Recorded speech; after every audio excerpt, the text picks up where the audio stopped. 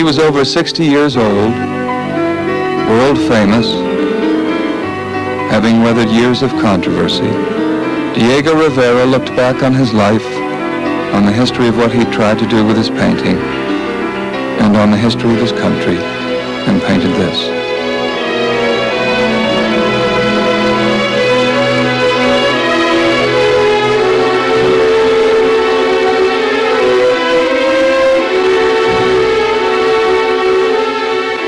Diego Rivera called this fresco Dream of a Sunday Afternoon in the Alameda Park. It was a park in Mexico City that he had walked in as a boy, and the site of many important events in Mexico's history. By the time he painted this fresco, Diego Rivera himself was a kind of national monument. Whatever one thought of him or his politics, his paintings had become part of Mexico, as much as the cathedral, or the National Palace, or the ordinary people who were his chosen audience. And yet, when this fresco was unveiled, it was attacked and mutilated by gangs of protesters. And the Archbishop of Mexico City was so offended by it that he refused to bless the building that housed it. To begin to understand Rivera, his controversies, his dream of Mexico and the world, one must go back to the days when he was a young painter in Paris and the Mexican Revolution was coming to a close. In 1921, Mexico was a nation struggling to find itself. It was a time of demonstrations and political activism, of rival ambitions and conflicting interests, full of energy, excitement, opportunity. 10 years of violent civil war seemed to be over with the election of Álvaro Obregón as president. And there was a new definition of nationalism in the air. A country that still emphasized its European cultural heritage began to accept and be proud of its Indian soul as well.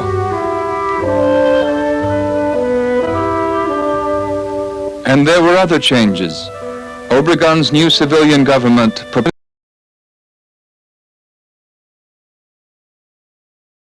Minister of Education, José Vasconcelos, was a philosopher as well as a politician. Filled with a lofty idealism, he began to employ painters, poets, and musicians. Vasconcelos believed that the arts were the key to the spiritual transformation of Mexico.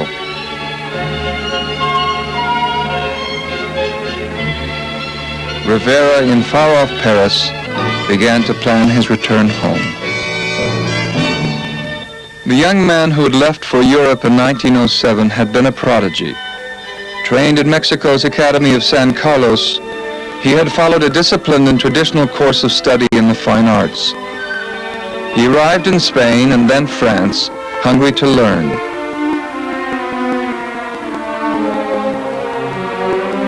In the next decade, he was to produce hundreds of paintings in the forefront of the European avant-garde. He became an accomplished artist, a member of the School of Paris.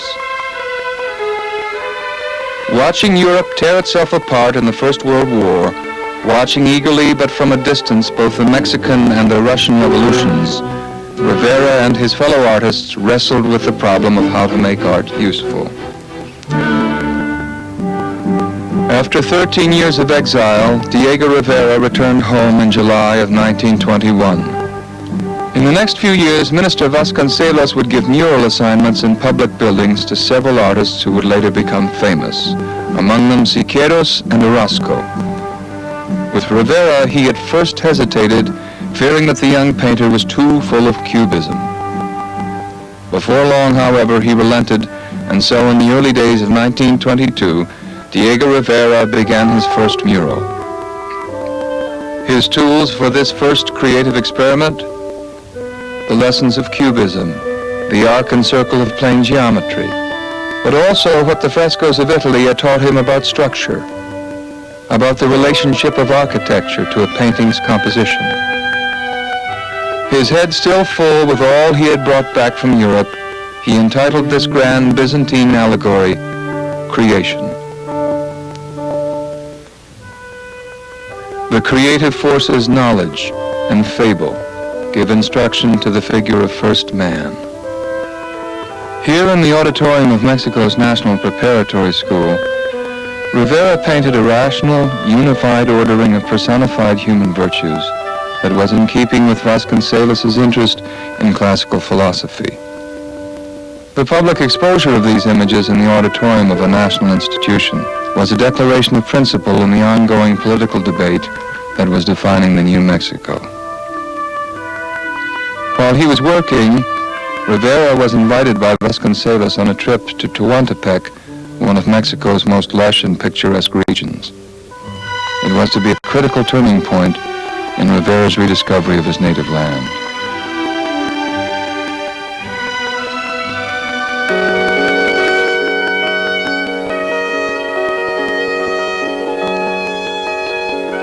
He recorded the trip in his sketchbook, the quick shorthand of a mind absorbing everything before it.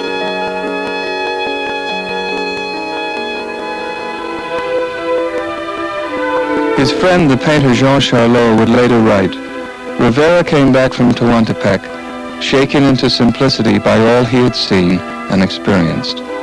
He was beginning to look his own country in the face and to find her beautiful."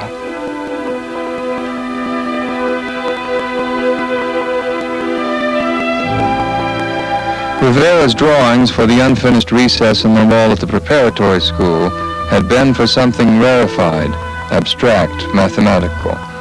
When he returned from Tehuantepec, it was Mexico's fertile jungle that he painted.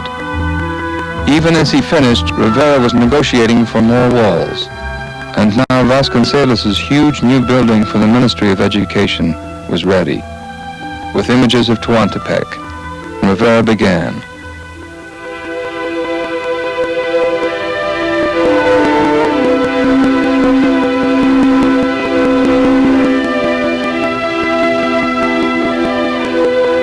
His goal, long forming within him, became clearer as he worked. This was to be a glorification of the life and culture of the Mexican people.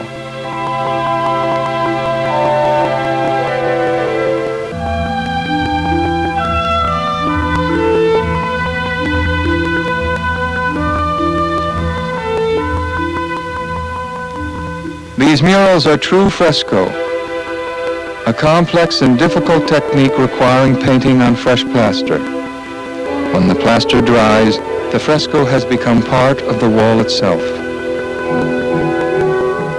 As Rivera worked through 1923 in the huge ministry building, a plan grew in him to paint frescoes on every possible wall, even the walls of the ministry stairwell.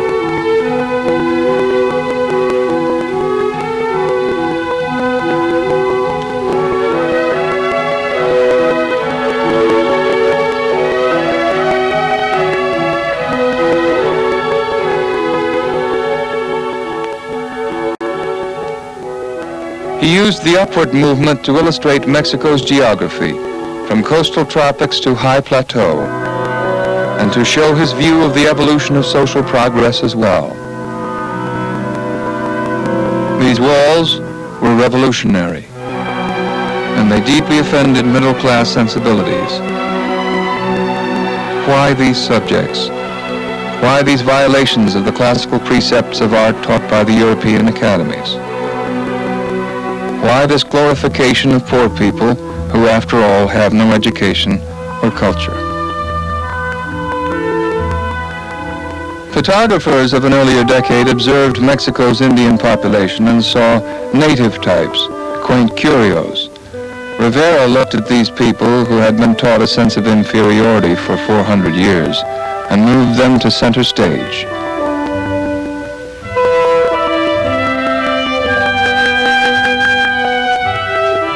Art has a social function, declared Rivera, like any other craft. He opened his eye and creative imagination to the native Indian culture all around him. He was struggling here to develop a new artistic language, a visual vernacular based not on European, but on Mexican reality and popular consciousness. In the end, he painted 118 principal fresco panels, covering almost every corridor wall of this building. Why walls? Why Fresco? Because it was accessible to the people, and because its public nature made its message part of Mexico's transformation. An artist must be the conscience of his age, said Rivera.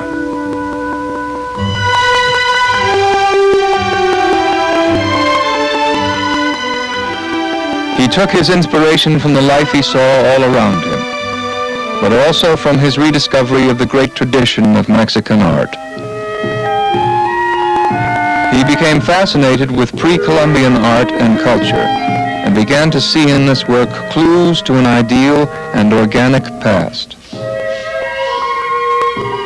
In his first years back from Europe, Rivera discovered the strength of his country's artistic heritage. He adapted popular art to his own work, helping make it respectable and a focus of national pride. These penny broadsides, with their dramatic images and rhymed ballads, were sold on every street corner. Rivera was a great admirer of the artist who made these images, José Guadalupe Posada, an engraver who died in obscurity not many years before Rivera's return to Mexico. Rivera saw Posada as the conscience of his age. His work recorded current events, both domestic and political, told moral tales, and created allegories that became part of Mexico's popular culture. On the walls of the Ministry of Education, Rivera drew on popular art and culture.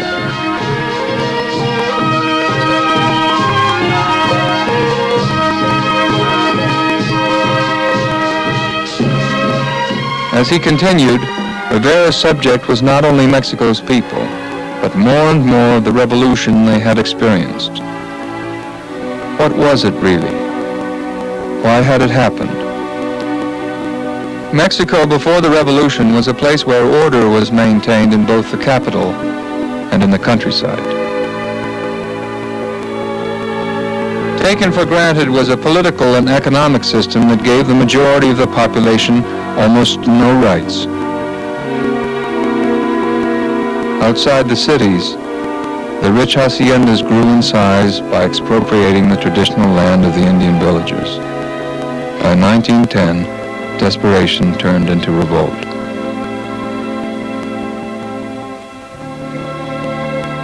The tragic and transforming 10 years that were to follow engulfed the whole country. One of the remarkable leaders of this period came from a small village in the state of Morelos, Emiliano Zapata. These are the people, the campesinos, people from the fields, who followed him. The war transformed them.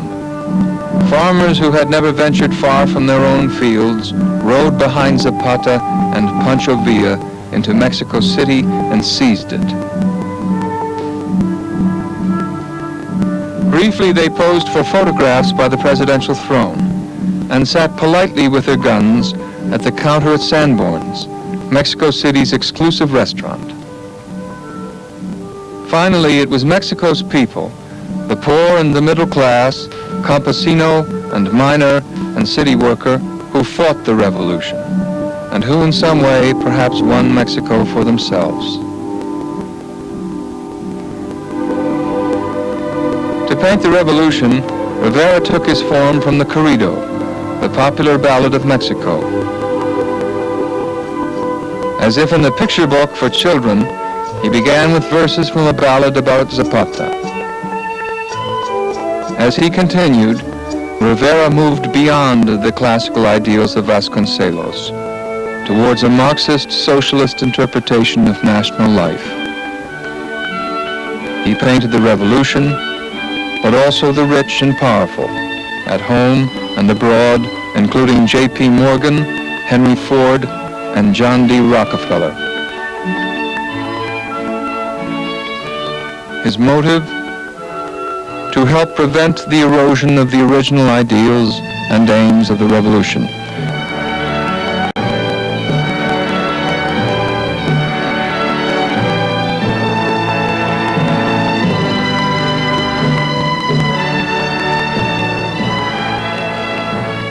While he was working on these murals, Rivera took on another commission at Chipingo, north of Mexico City, where a rich estate had been converted into an agricultural school. To understand what Rivera did here means to go back 7 years to the young painter in Paris. In 1920, just before his return to Mexico, Rivera traveled to Italy.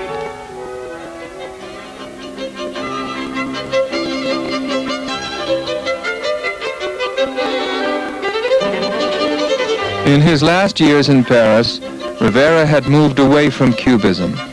He was searching for a more meaningful art, one that might transform society. In Giotto and the other masters of the Renaissance, he found teachers, men who had created a public and sometimes political art. In Rome and Padua and Siena and Venice, he dissected painting after painting to understand its inner structure. All these lessons Rivera brought with him into the chapel at Chipingo.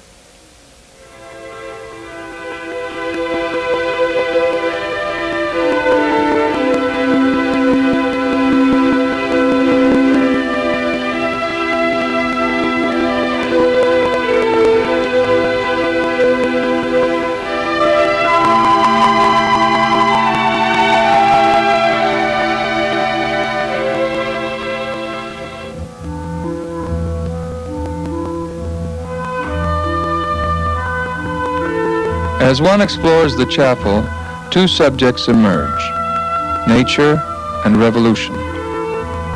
Both are here, with the body of Zapata buried under the cornfields of Morelos.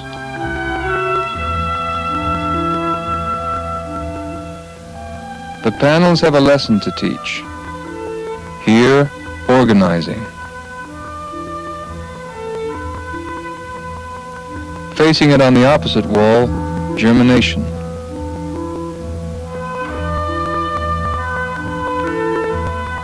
Next, on the wall which shows the stages of social revolution, renewal of the struggle.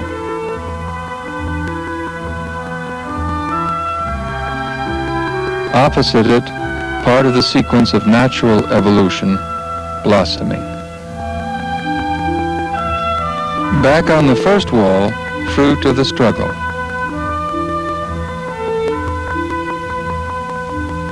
Facing it is the flowering earth.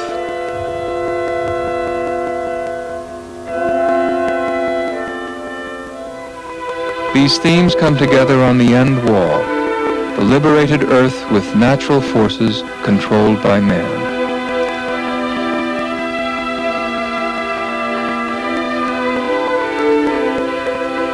If the walls of the Ministry of Education represent Rivera as the epic poet of the Mexican people, at Chipingo, Rivera is a mystic poet. He was developing a vision that saw man, nature, technology, and history as an organic whole.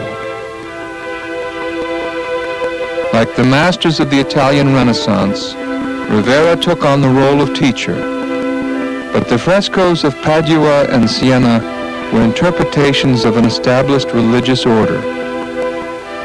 Here Rivera was acting as lawgiver and theologian, elaborating a new faith and a new social order.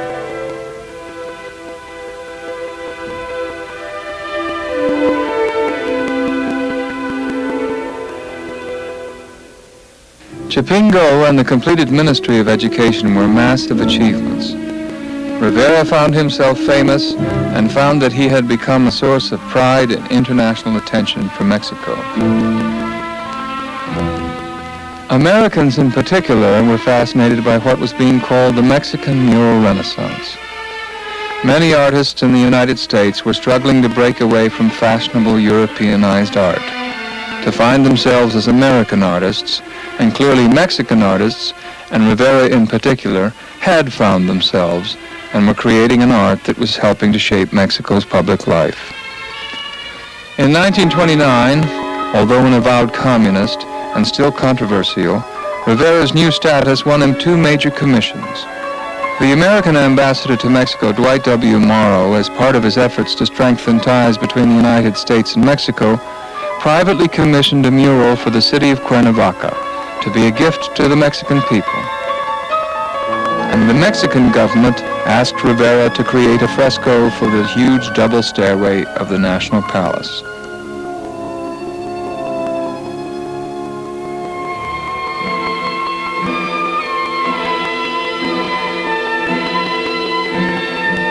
Rivera chose now to paint nothing less than the whole epic history of the Mexican people, from the myths and legends of the Aztecs to the Mexico of the 1930s.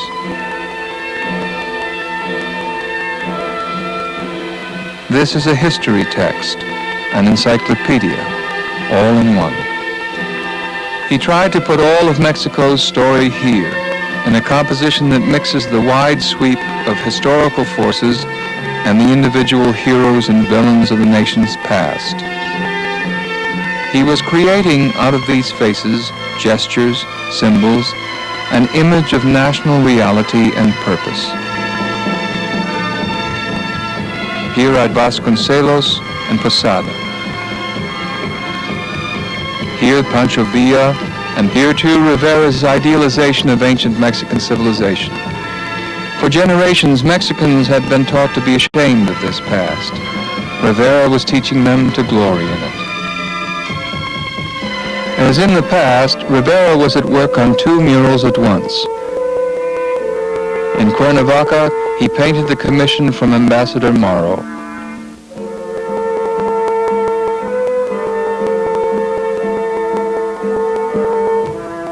He painted a history of the area, from the attack of Cortez in 1521 to the agrarian revolt of Zapata in 1911.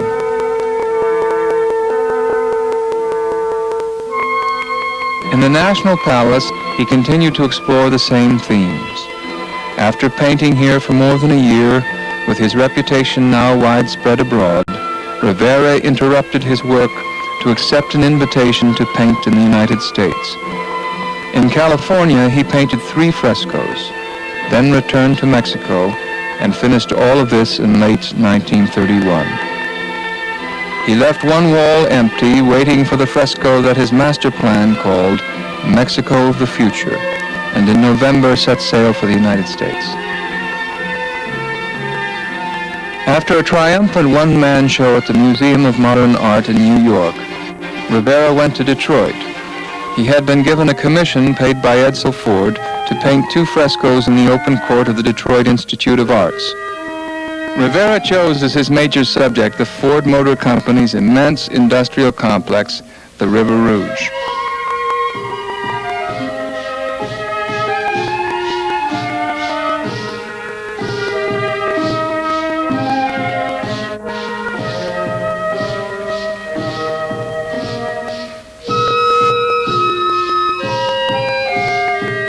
In Mexico, he had brought the experience of the campesino into his work.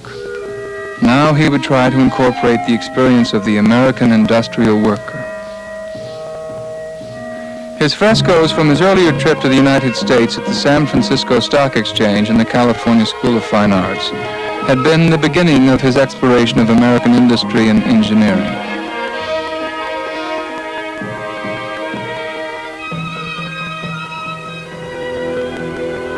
A year later in Detroit, the Ford photographer recorded Rivera at work. As Rivera had studied Detroit, so Detroit observed Rivera and the complex technique of fresco. To transfer Rivera's finished drawings to the walls, first an outline would be made with tracing paper.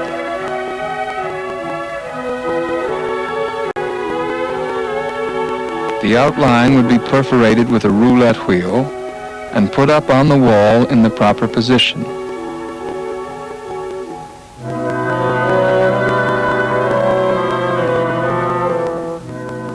Once in place, the tracing paper was daubed with powder to leave an outline of the original drawing.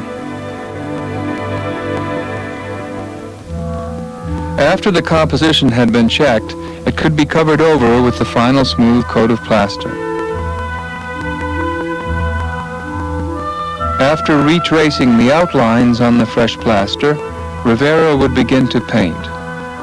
As he worked, Rivera had to keep in mind his overall composition, but he built his frescoes out of closely observed details.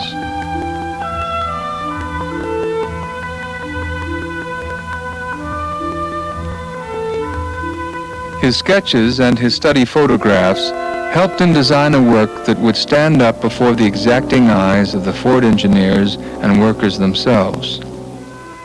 But he also saw something larger in the factories of Detroit, and he applied all of his skills as an artist. His Italian education is here in the use of perspective, and in the portraits of Edsel Ford and Art Institute director William Valentiner, standing at the side of the fresco like Renaissance patrons.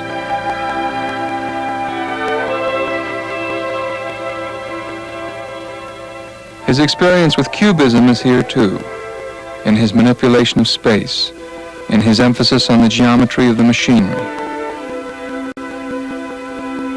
Rivera saw a formal and a philosophical connection between these machines and Aztec ideas about universal order, and subtly changed the shape of this press, giving it some of the form of an Aztec sculpture.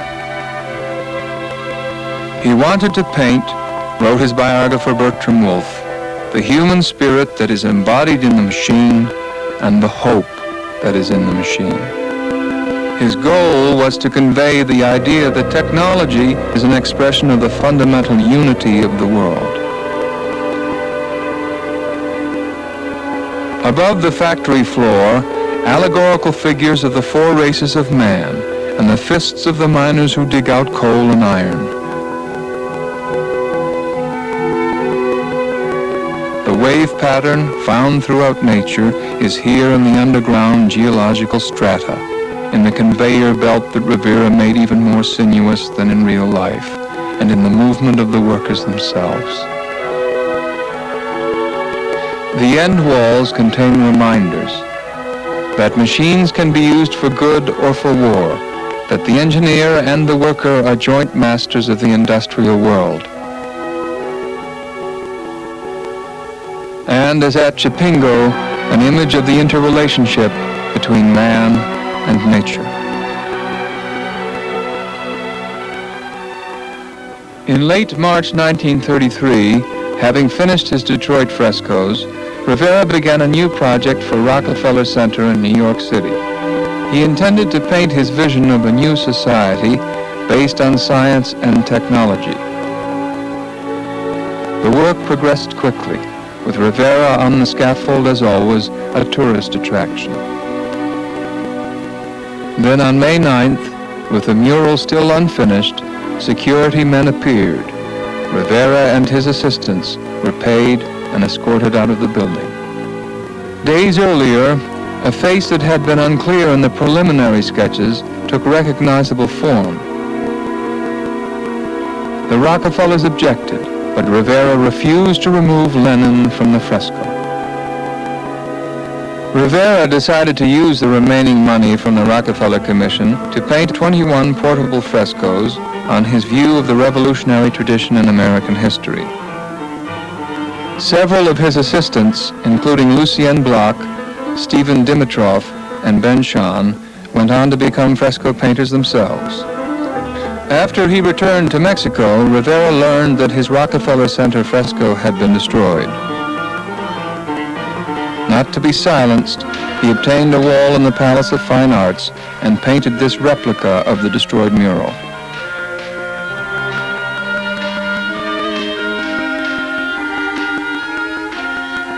Also in this period, still angry from his battle with the Rockefellers, Rivera returned to the unfinished wall at the National Palace, Mexico of the future.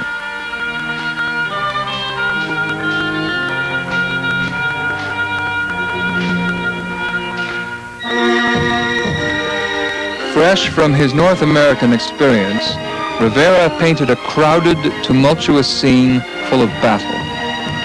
Marx, framed by a modern scientific sun, points toward the socialist future. The story of Diego Rivera's political life is a complex one. He was denounced by both left and right. He gave shelter to Trotsky when Stalin's assassins were on Trotsky's trail. He was in and out of the Communist Party of Mexico several times.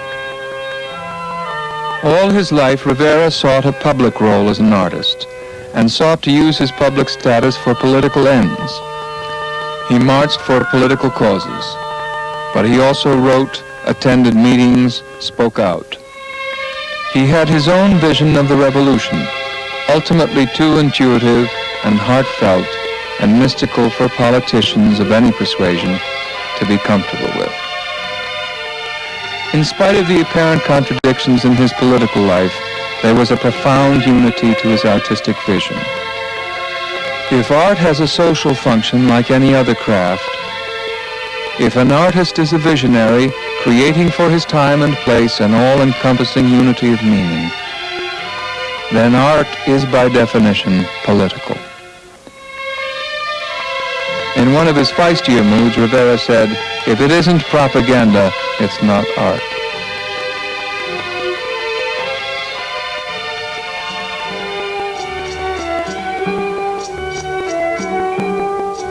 For the next 22 years, Diego Rivera would continue to paint. From his first murals at the National Preparatory School until his death in 1957, Rivera produced an immense body of work.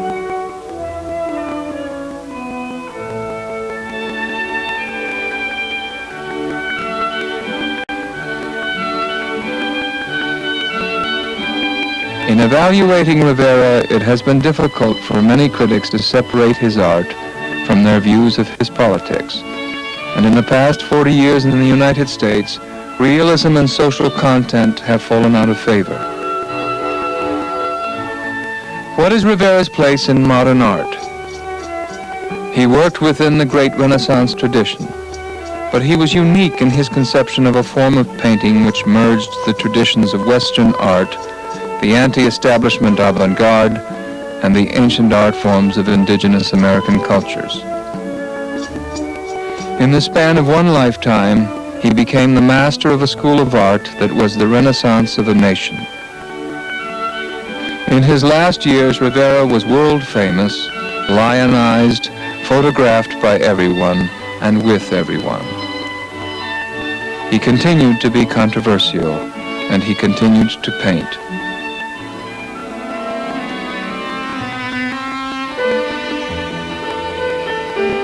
In the dream of a Sunday afternoon in the Alameda Park, Rivera portrayed himself as a curious child.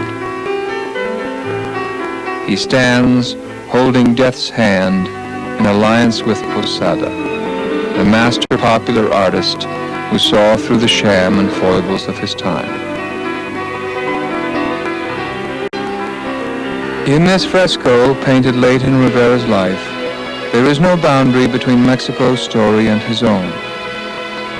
It is fashioned out of his own passionate version of Mexico's history, out of his self-confidence as an artist gifted with extraordinary powers of mind, memory, and imagination, and out of his deep tenderness for his nation and its people.